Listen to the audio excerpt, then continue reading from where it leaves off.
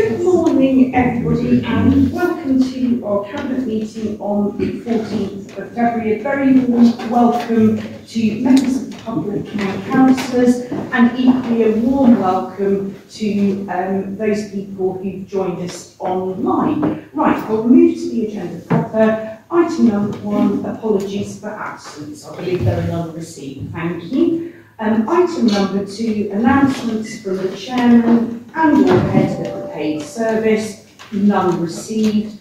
Item number 3, any declarations of interest? Yes, Councillor Harvey. Thank you, Chair. I've got under paper 042023 fees and charges. I have a blue badge that is up for renewal this year, however those fees are set nationally. Under adult social care of 342023, I have an elderly relative who brokages care from us. And then under the motion, my adult son uses the centre as part of a corporate membership through his employment. Anybody else? Councillor Powell.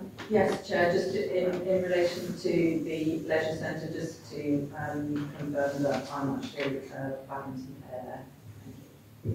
Thank you. And one for me, fees and charges. I have a business which uses an A-board. Excellent. Right, we'll move on to item number 4, minutes, to confirm the minutes made at the meeting of the Cabinet held on the 12th of January 2023. Those are pages 5 to 12 of your papers. I'm happy to propose those. Do I have a seconder? Thank you, Councillor Harvey. All those in favour? Excellent, that is unanimous. Item number 5, items raised by scrutiny, none received. And if I may, members, I think we're aware that the public interest in our item of urgent business, 16A, has obviously got a lot of interest, and I believe there are people here today for that reason. So I would like to propose through the Chair that we actually move that to deal with it now, rather than waiting until the end of the meeting. Do I have a seconder? Thank you very much, Councillor Harvey. All those in favour?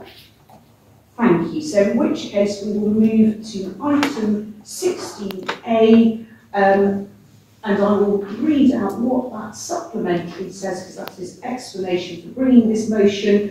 Due to the renewed interest from leisure operators arising from our decision taken on the 12th of January, this constitutes a material reason to revisit this decision as the context has altered.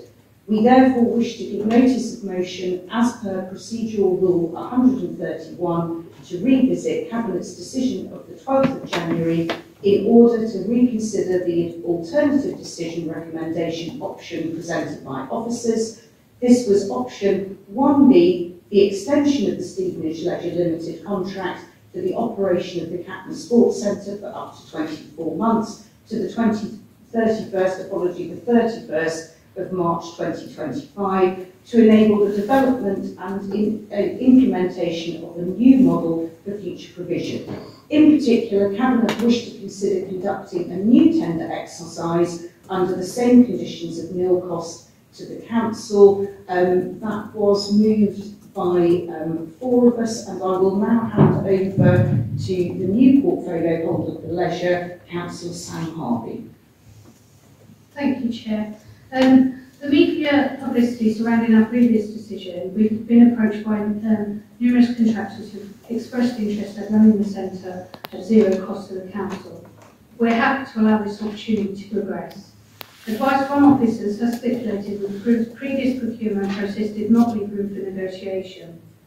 It is important that new market conditions are taken into account, and whilst nil cost is imperative to this Cabinet, we recognise this may change. Therefore, we move the following amendment.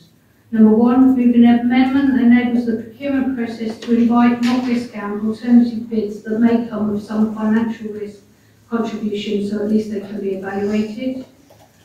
Number 2, move amendment to delegate authority to the Strategic Director of Places in consultation with the portfolio holder to agree terms for extension based on an open book approach and underwriting financial risk and to agree a position on dilapidation. 3, move amendment to delegate authority to the Strategic Director of Places in conjunction with the portfolio holder to explore business continuity arrangements for the duration of the contract extension. And 4, move amendment that enables the existing £300,000 provision in the budget to be set aside, that's currently set aside to exit the facility or fund extension, to also cover any associated costs with procurement and negotiation. Thank you very much, and I take it you are proposing that. I am indeed, thank you. I am very happy to second that. Are there any questions or comments that any of Cabinet wish to make? Oh yes, are we proposing the amendments? We are indeed. And I am seconding the amendments. Are there any questions or comments from the Cabinet on the amendments? No? Yeah, so in which case I'm happy to take us to the vote. Those in favour Of the amendment. of the amendments, those in favour of the amendments? That's 3 of us. And those against?